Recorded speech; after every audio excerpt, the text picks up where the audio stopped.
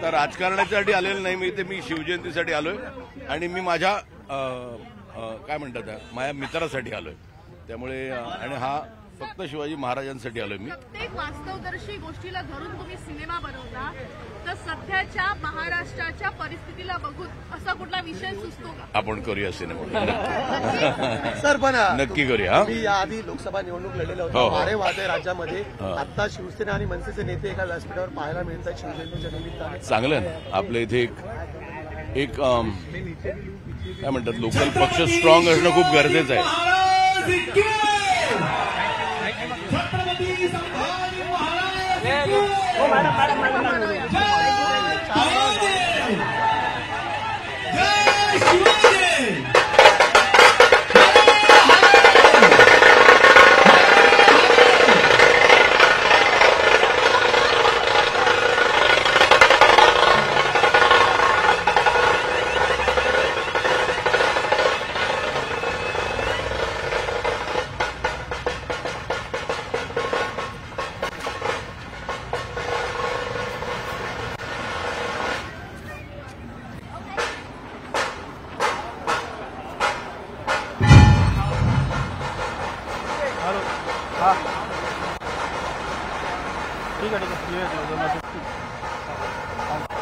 हा येतो काय काय चालवतं माझे मनसेच पक्षप्रवेश.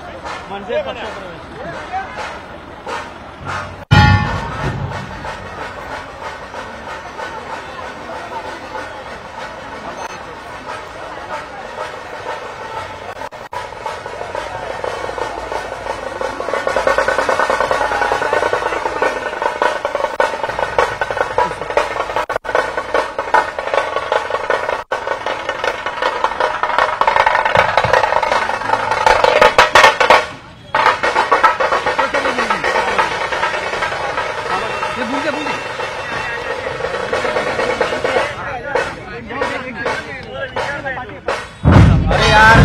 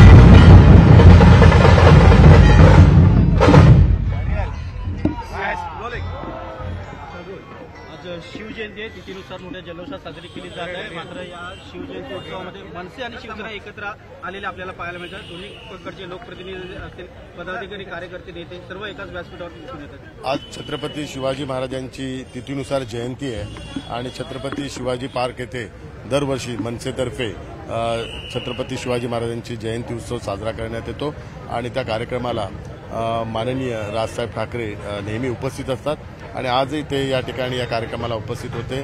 त्यांनी छत्रपती शिवाजी महाराजांना या ठिकाणी वंदन केलेलं आहे आणि मलाही या ठिकाणी त्यांच्या समितीतर्फे आमंत्रित करण्यात आलं होतं. म्हणून मी आणि आमदार आणि आमचे सर्व शिवसैनिक आज या छत्रपती शिवाजी महाराज जयंती उत्सवात आम्ही सहभागी आहोत आणि संपूर्ण महाराष्ट्राने देशभरात आज उत्साहाने आनंदाने छत्रपती शिवाजी महाराजांची जयंती साजरी होत आहे. आणि आजच्या या जयंतीला एक वेगळं महत्त्व आहे. शिवसेना आणि मनसेच्या एकत्रित्या आज ही जयंती या ठिकाणी साजरी करण्यात आलेली आहे. मनसेचा महायुतीमध्ये प्रवेश झालेला आहे, त्याचे हे पडसाद जे आहेत जमिनीवरती देखील एकत्र शिवसेना मनसे एकत्र आपल्याला पाहायला मिळते. सहभागी झाली वर्षांनी म्हणजे 20 वर्षांपर्यंत ऑफिशियल डिक्लेरेशन झालं नाही किंवा संयुक्त पत्रकार परिषद झाली. मनसे प्रश्न असा होता की शिवसेनेच्याच काही जागा त्यांना देण्यात येणार आहेत असं सांगितलं. मनसेचा महायुतीतला सहभाग हा लवकरच भारतीय जनता पार्टीचे वरिष्ठ पदाधिकारी, शिवसेनेचे मुख्यमंत्री आदरणीय एकनाथ शिंदे साहेब, आदरणीय अजितदादा पवार आणि आदरणीय देवेंद्र फडणवीस साहेब या संदर्भातला निर्णय घोषित करतील. परंतु आम्ही यापूर्वीच शिवसेनेच्या वतीने आमची भूमिका स्पष्ट केलेली आहे.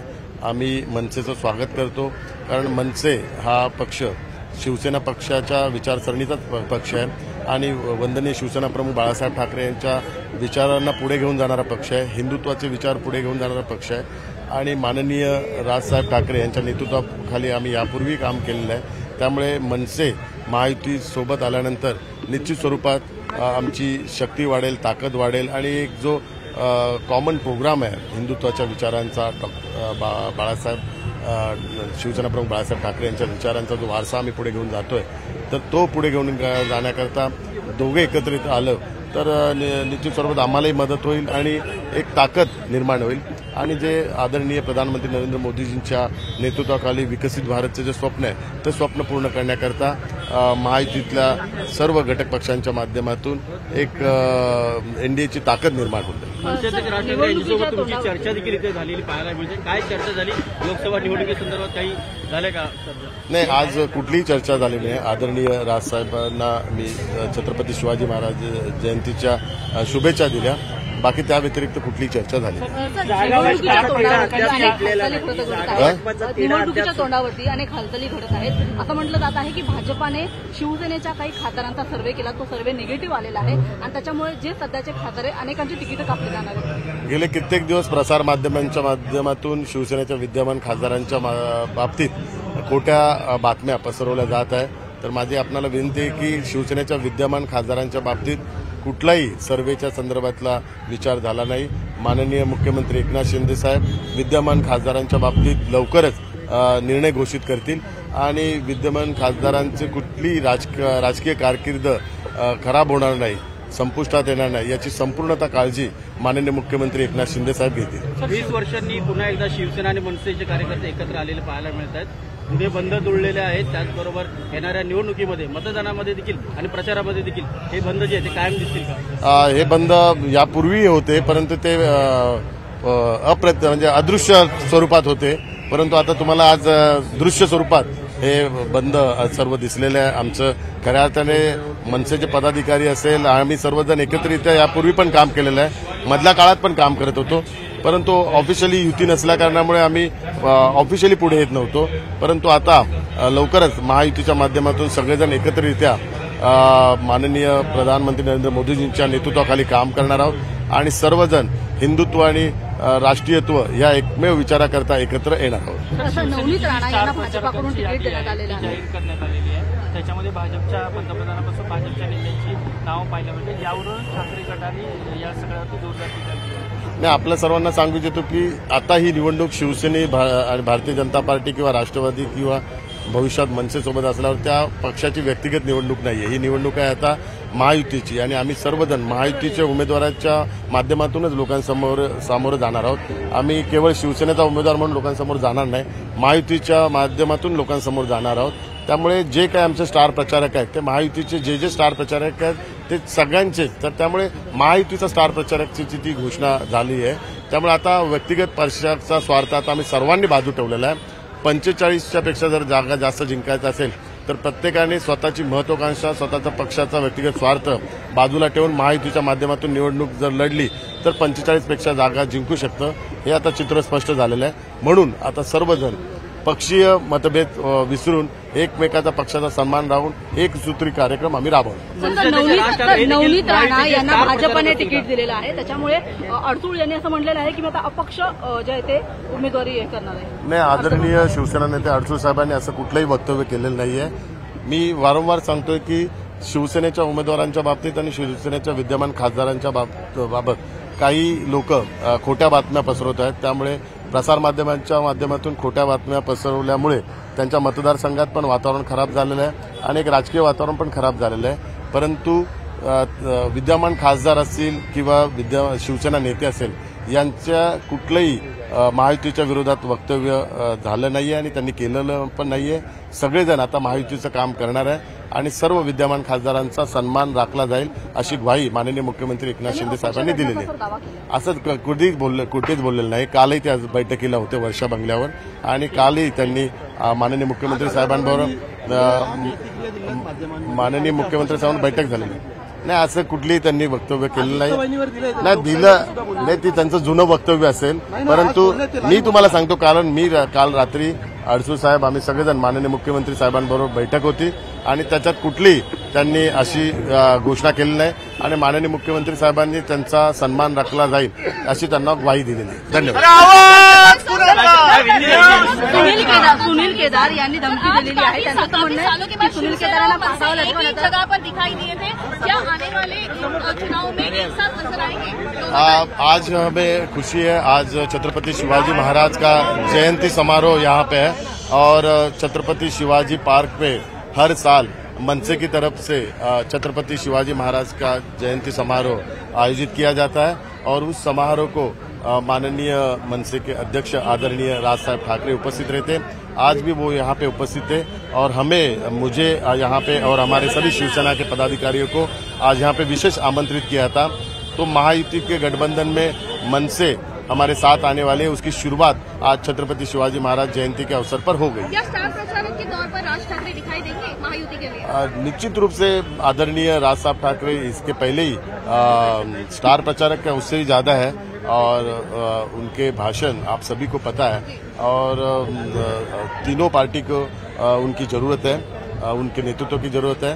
तो आने वाले दिनों में उनके नेतृत्व में हमें चुनाव लड़ेंगे. जो दक्षिण मध्य आपका चुनाव क्षेत्र है उसको लेकर महाविकास आघाड़ी में अभी भी आगमन शुरू है. आज 4 बजे बैठक बुलाई है जिसमें उद्धव ठाकरे, शरद पवार जैसे बड़े बड़े नेता मौजूद होंगे. अभी भी उस सीट को लेकर जो है वो आगमन जारी दिखाई. महाविकास आघाड़ी में आपको दिखाई दे रहा है कि सभी पार्टी अपना खुद का व्यक्तिगत स्वार्थ साध्य करने के लिए अपनी लिस्ट उन्होंने जारी की है. सबसे पहले तो उन्होंने महाराष्ट्र के हमारे वरिष्ठ नेता आदरणीय प्रकाश अंबेडकर जी का अपमान किया है और महाराष्ट्र की जनता ये कभी भी भूलेगी नहीं. मतदान के माध्यम से उसका बदला जरूर लेगी क्योंकि वंचित आघाड़ी को बार बार उन्होंने अपमानित किया है. महाविकास आघाड़ी के बैठक को भी नहीं बुलाया. तो एक प्रकार से वो वंचित आघाड़ी का अपमान नहीं, वो माननीय प्रकाश अंबेडकर जी का अपमान है. और सभी हमारे अनुयायी ये सभी इसका मतदान के माध्यम से बदला लेंगे. दक्षिण मध्य लोकसभा चुनाव क्षेत्र के बारे में भी ऐसा कहा जाता था कि कांग्रेस इस पे दावा कर रही थी क्योंकि मैंने जो चुनाव लड़ा उसके पहले यहाँ पे एकनाथ गायकवाड़ जी यहाँ पे सांसद थे.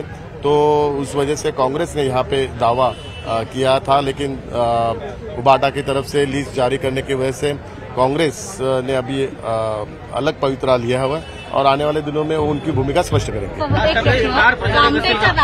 ठाकरे स्टार प्रचारक असतील का महायुतीचे?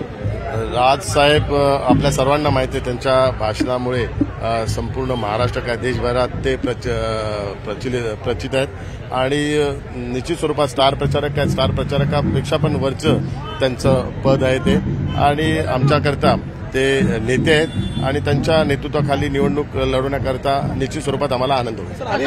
निवडणूक सोपी झाली का तुम्हाला? कारण काँग्रेस नाराज दिसतं या ठिकाणी. नाही, निवडणूक कुठलीही सोपी नसते. निवडणूक शेवटपर्यंत ती लढायची असते आणि मी शिवसेना महायुतीच्या उमेदवाराच्या नात्याने माननीय प्रधानमंत्री नरेंद्र मोदीजींच्या नेतृत्वाखाली जे केंद्रातली कामं असतील, माननीय मुख्यमंत्री एकनाथ शिंदे साहेबांच्या नेतृत्वाखाली महाराष्ट्रातली कामं असेल आणि मी स्वतः 10 वर्ष जी कामं केली त्या कामांची शिदोरी घेऊनच लोकांच्या समोर जाईल आणि लोकांचा आशीर्वाद मागेल आणि मला संपूर्णतः विश्वास आहे बाळासाहेब आणि बाबासाहेबांना मानणारी जनता या दक्षिण मध्य लोकसभा मतदारसंघात आहे आणि त्यांचा एक अनुयायी आणि त्यांचा आदर्श ठेवून काम करणारा खासदार म्हणून मला ते आशीर्वाद देतील. धन्यवाद.